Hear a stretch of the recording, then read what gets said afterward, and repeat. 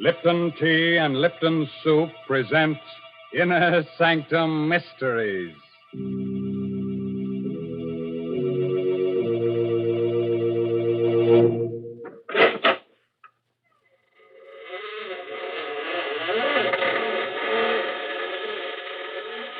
Good evening, friends. This is Raymond, your host. Welcome again to the Inner Sanctum. Come in, won't you?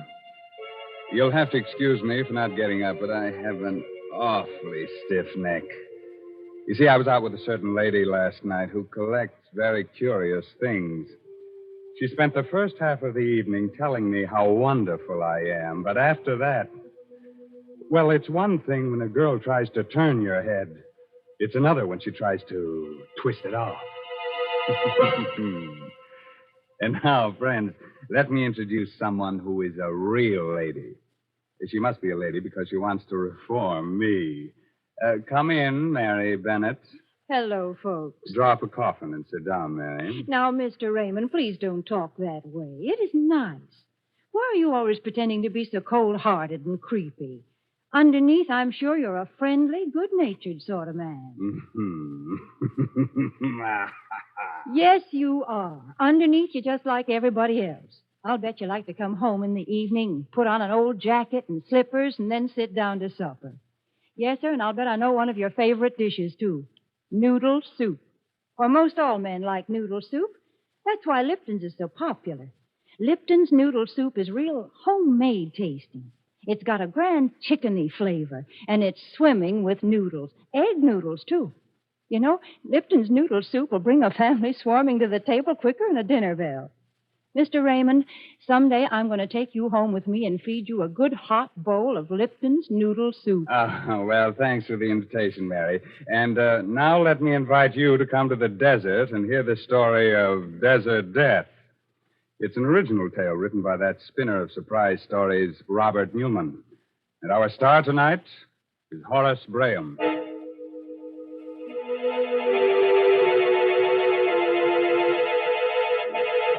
Desert, eerie and mysterious at sundown. The sun sinking slowly in a purple haze. The cactus casting long and weirdly twisting shadows. The hot winds still. Silence over all. Driving fast, a dusty car comes down the narrow desert road. At the wheel is Dan Darrell, a rancher. Next to him is his Indian friend, Toby Priest. Still worrying, Toby? Stop teasing me, Dan. You know I never did worry. I just told you what my people used to think it meant. Used to think. Didn't you say we ought to postpone our trip into town today? I did. And when did you say it? Right after you saw them. 3 vultures lying together toward the sunset. That means 3 days. A bad omen for a journey. Hey. Look. I see him. What's a man doing out here in the middle of nowhere on foot? Anything the matter, stranger? Need any help? You're very kind. Our car broke down, and, well, we were in a bit of a spot. Didn't know whether anyone would be likely to come along here or not. We? Oh, I didn't see your friends. Well, come in. We're going to Palo Verde. We're glad to take you that far. Well, that's very decent of you. Thanks. My name's Darrell, Dan Darrell, and this is Toby Priest. Well, I'm very happy to know you. I'm Richards. This is Brennan and Smith. How do you do? Howdy. You're British, ain't you? Why, yes. Clever of you to spot it. We're on our way out to the coast. One of those hush-hush missions. That's why it's so important we get into town. Oh, sure. Which way'd you come? Medicine Creek or Route 12? Why, Medicine Creek. It sounded more scenic.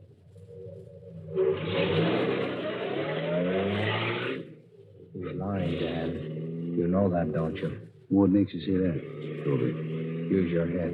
He doesn't look. Mr. Darrell, surely it's considered rude to whisper in front of strangers, even here in America, isn't it? What? Oh, sorry. Yes, I'm sure you will be. But first, I must insist on knowing what you were saying. Insist? What you mean, insist? This is my car, and this is I know. A free country. But this is a gun. That's why I can insist. And now, will you tell me what you were saying? I was saying it, so I'll tell you. I said you were lying, that you weren't British at all. No? Then who are we? I think that you're Nazi prisoners who escaped from that camp up near Post City. Oh? And what makes you think that? First, none of your clothes fit you, so they're obviously not yours. Second, you said your car broke down, but there wasn't any car around. Third, you said you came by way of Medicine Creek, and that road's closed. All right. Stop the car and let us get it over with. You mean shoot them? Not so quick, Bernard. We can use them for a while yet. At least one of them. What the devil do you mean? Of course, your Indian friend is right. Very clever, too. But since I have a gun, you will take orders from me. Our first need is water. Do you have any in the car? No. And then we will have to find some. Yeah? Where'd you expect to find water in the desert? I told you we were Nazis, Darrell. I did not tell you that we were Rommel's men from the Africa Corps. That means we know the desert, any desert, better than anyone on Earth. Those hills off there to the left. Take the left-hand road at that fork there and head toward them. But do as I say.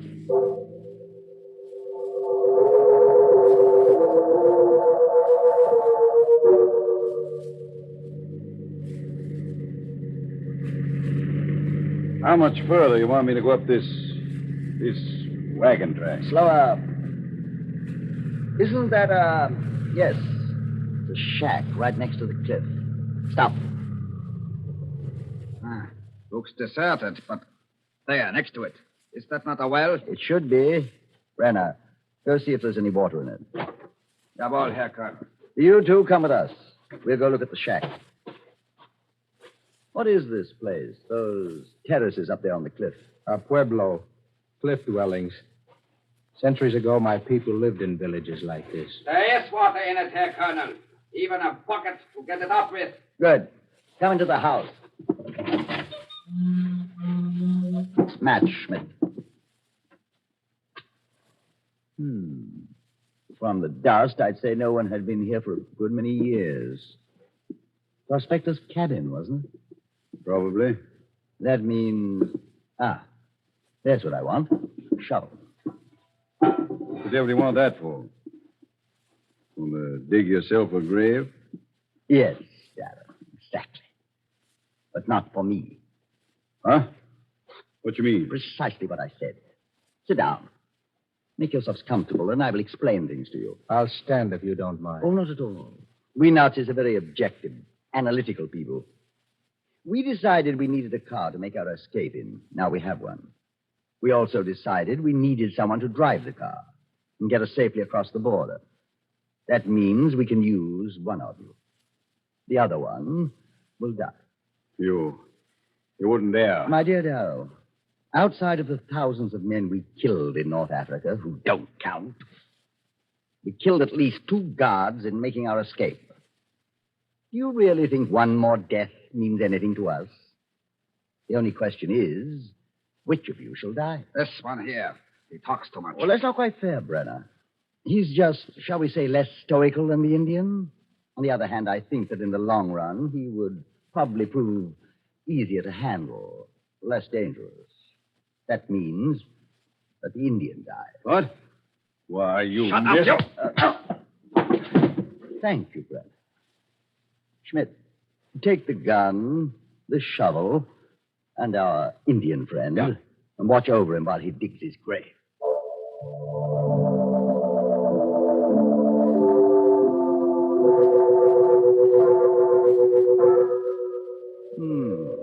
Very nice. Very nice indeed. Of course, I personally would prefer a deeper grave, but that's up to you. The depth is not important. The only thing that matters is that it faces west. That is why I dug it with the head against the cliff. An old tribal custom. Very interesting. Similar to the Egyptians. But of course, they believed in a life after death. My people believe in a life after death also, Colonel. And in this case, I think I can promise that I will not rest easy in my grave. Oh, I'm sorry to hear that. Hear this, too, men from across the seas. Men with death in your hearts. For the evil you would do, evil will follow you like a hungry wolf. What is that? What he just mentioned. A wolf. Though you bury me deep, the earth will not hide me till you have paid for your crimes. Here where you have killed, here too will you die. Now, Herr Colonel. Yes, Brenner. Oh, you can't, you. Very good, Schmidt. I'll take the gun now. Till in the grave, then meet us back at the cabin.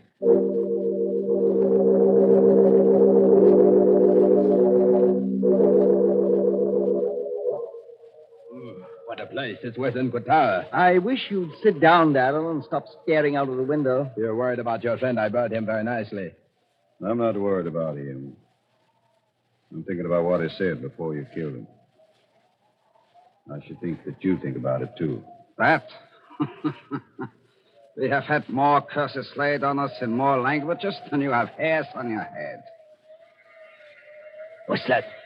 Must be the wind. No, it is different. More like some kind of musical instrument. But there's no one around here but us. There hasn't been anyone living in those houses up on the cliff for centuries. It's just the wind, I tell you. But if you want to, go take a look. Go take a look, I said. Jawohl, Herr Koll. It's too dark. There's too much sand blowing to see anything. But wait.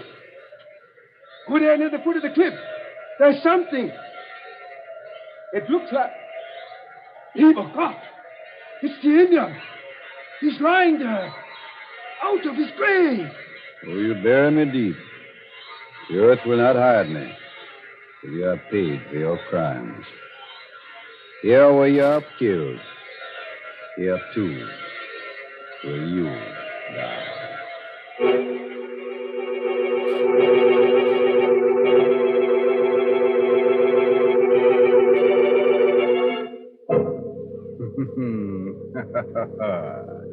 A 100 curses in a dozen different tongues. Perhaps they did mean 3 deaths. If so, who are the others that'll die and who will live? Gosh, Mr. Raymond, this is exciting. What? Oh, Mary Bennett, I've overlooked you in all this desert. Tell me, Mary, whom do you hope will die, huh? Well, I don't like to see anybody killed. But those Nazis sure ought to be clapped in jail. Mm-hmm. And deprived of their Lipton's noodle soup, aren't they? Well, I should say. Lipton's noodle soup is much too good for fellas like them. It belongs to law-abiding folks who've got a right to sit down to a plate of homemade tasting soup.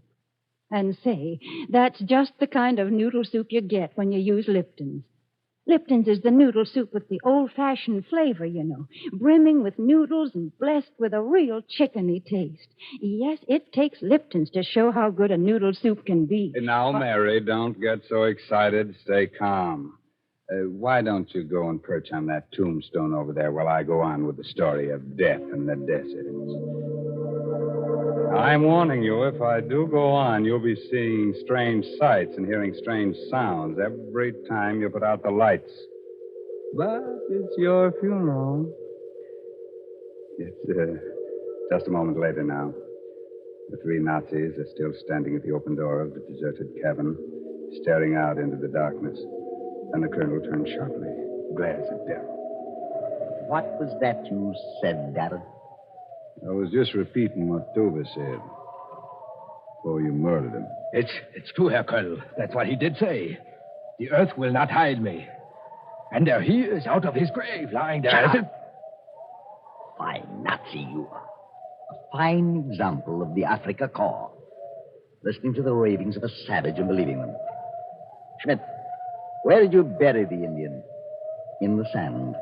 Then this wind came along and blew the sand away. And that's all. And that strange man? Another trick of the wind. But if it bothers you to see him lying there, go on out and bury him again.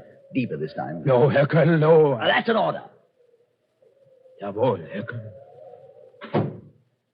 Friend Schmidt seems to be getting a bit rattled.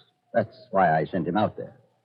Nothing like facing a fear to overcome it.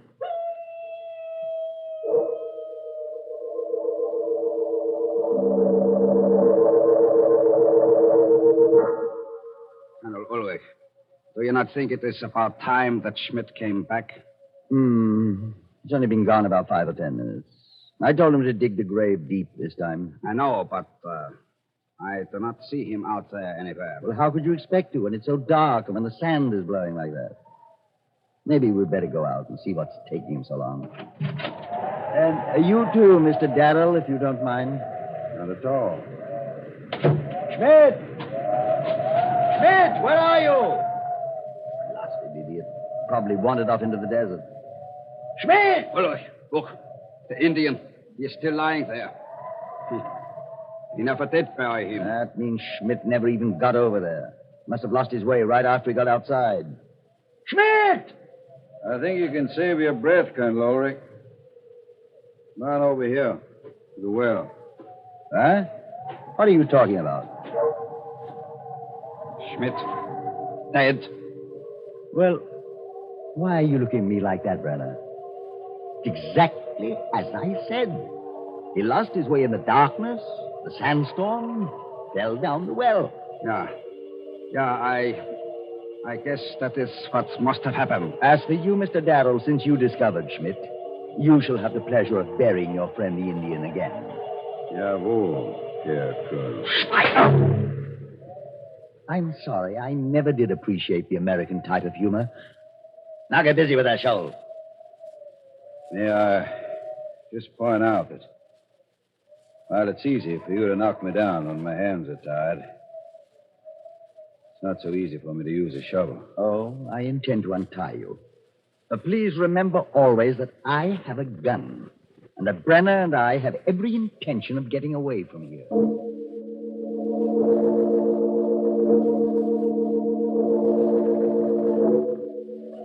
I'm happy to see that you've stopped pacing the floor and looking out the window, Mr. Darrow. That means you've stopped expecting something miraculous to happen that will save you.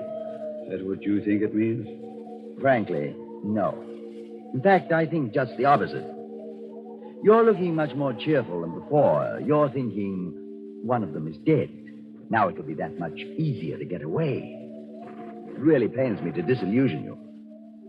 Schmidt was a sergeant, a fool. I can assure you that neither Brenner nor myself are going to be bothered by strange noises or tricks of the wind. Right, Brenner? Of course not, Colonel. Good.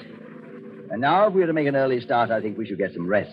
Brenner, you take the first watch and wake me at midnight. I advise you to get some rest, too, Darrell. Maybe you'll be able to dream of some way of escaping. Thanks. But I'm not sleeping. As you wish. Good night. Quite a character. He was one of the best soldiers in the Africa Corps. Yeah? Where's Africa Corps now? Where are you? This isn't Africa, Brenner. This is America. This is a part of America where strange things happen. Things that even the Indians can't explain. Indians. Ignorant savages. That devilish music again. Where does it come from? I thought you said it was the wind. Or was it Ulrich that said that? It must be the wind. It must. Though you bury me deep, the earth will not hide me till you pay for your crimes. What is that? That was what Tova said just before you killed him. Schmidt was first, Brenner. You will be next. I'm waiting, Brenner. Waiting. You Waiting. heard it too? Yeah. I heard it. You're lying. You're lying, I say. You're just trying to frighten me. What? Who's trying to frighten you? What's going on? It is nothing here, Colonel. Just that music again. For a moment, it sounded as if someone was calling my name. Someone was calling your name, Brenner. A dead man. You know you heard it. So, There it is again. You hear it? just that same noise, the wind. Look, Ulrich. Look. That Indian. He's out of his grave again. How can you tell? It's too dark to see. But I know he is. I know it. I'm very disappointed in you, Brenner. You're losing your grip, slipping. I'm sorry, Herr Colonel. It is just this place, the nervous tension, the waiting. Just being sorry isn't enough. Fear is a weakness. As much of a weakness as pity. You know that as Nazis we cannot tolerate either one. And you also know what you must do, don't you? No. No, Herr Colonel. No. You must face your fear and overcome it. You must go out there and prove to yourself that you are not afraid. That you've just been imagining things the way Schmidt did. But Schmidt... Schmidt was a fool, and he had an accident. You are an officer, and you will not have an accident. Now go ahead and convince yourself that this is all nonsense. Jawohl, Herr Colonel. But leave the gun with me. What's out there is imaginary, but Mr. Darrell is very real. If I didn't have a gun, he might get ideas. Jawohl, Herr Colonel. Here. I will be back in a few minutes. You're looking at me very strangely, Mr. Darrell. Perhaps now you're starting to understand the fiber of the Nazi character. And perhaps now you're beginning to realize why you can never win this war. Because we allow nothing to defeat us or stand in our way. Any sign of weakness is ruthlessly stamped out. And... Abel! God, what's that? Sounded to me like Brenner. Outside, quick. And don't try to get away or I'll shoot you down in your tracks. Okay. Which way? Towards the cliff, where we buried the Indian. That's where he went and... What's that over there? My guess is that it's your friend, Brenner. Maybe you better make sure. It is Brenner. Dead. Strangled. So it was all imagination, huh? Just face your fear and overcome it. Aren't you feeling just a little frightened, Colonel? No. No. There's some rational explanation for everything that happened. Look. The Indian. He is out of his grave again. And that's the answer. He wasn't dead. But this should take care of him. There. And you will notice that even at a moment like this, I look ahead. 1 shot before and 4 now. That still leaves 1 bullet for you, if it should prove necessary. You think of everything, don't you? Yes, my friend, everything. Now get into that car. We're not going to wait until morning. We're leaving here right now. I thought you had everything figured out. You weren't frightened. What's that? What's what? That noise, that music. It's like the music we heard after we killed the Indian. I don't hear anything. Oh, but you must hear it. You must. Listen. It's coming from over there. For the evil you have done, evil will follow you like a hungry wolf. Though you bury me deep, the earth will not hide me till you have paid for your crimes. Did you hear that? Did you hear it? Yeah. I heard it. Here where you have killed, here too will you die. No. You're dead. You're dead, I tell you. I killed you. First Schmidt, then Brenner, now you. But you're dead, I tell you. And the dead don't speak. I can't be really hearing you unless... Mad. No. I can't let that happen. I can't. There's one way.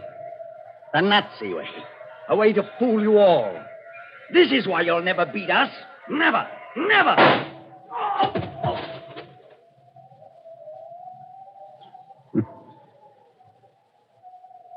Toby! Toby! Where are you? Over here. Near the foot of the cliff. Are you all right? That first bullet creased my head. I was already dropping by the time he fired. Outside of that, I'm all right. Figured that was what had happened when Schmidt went down the well. I knew it was an accident. I was pretty happy that it was you that buried me the second time. That you put my face against the cliff, left a hole for me to breathe.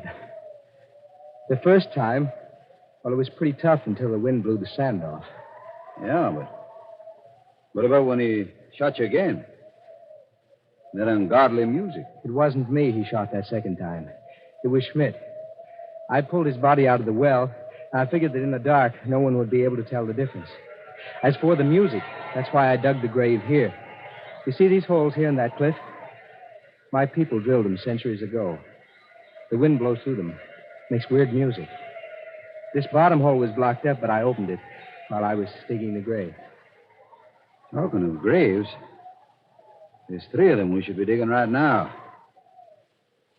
Just one more thing I'd like to ask you, Toby. What's that?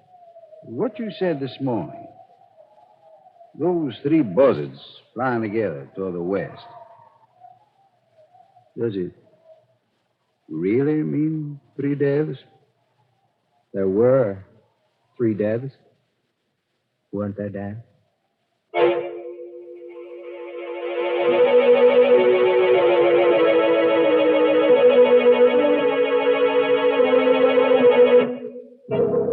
Better boy, Toby.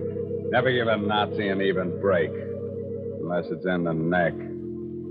As for our 3 visiting murderers, they may not like our sense of humor, but they can't complain about our poetic justice. After all, it was in the desert that they got their just deserts. Well, Mary Bennett, did you like the desert with its sand and wind and weird music? Would you like to live there? Well, I wouldn't mind so much.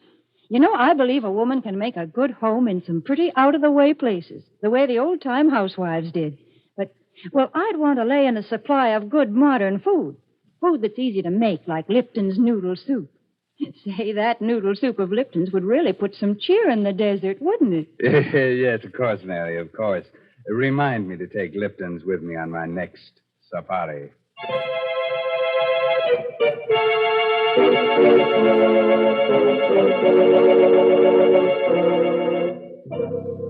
We must have a word of advice. Here it is. If you should wake up one of these nights in a cold sweat, convinced that there's something or someone in your room, and if, when you look toward the window, you should see a strange figure silhouetted in the moonlight, then pull the blankets up over your head and don't look out again. It'll be one of our 3 friends from tonight's story, one of the Africa corpses. By the way, this month's Inner Sanctum mystery novel is Puzzle for Puppets by Patrick Quentin. Well, now I guess it's time to close that there squeaking door until next week at this same time. So until next Tuesday night. Good night. Pleasant dreams.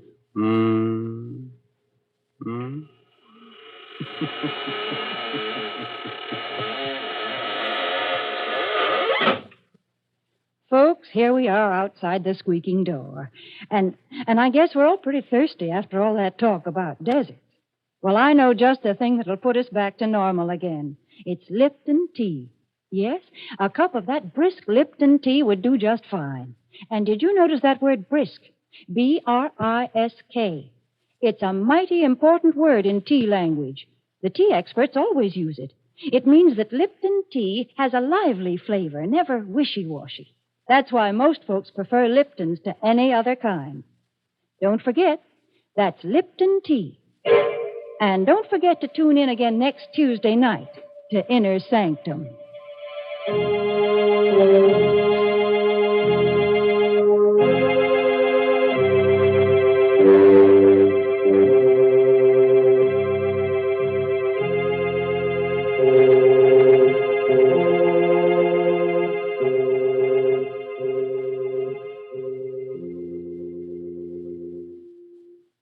This is CBS, the Columbia Broadcasting System.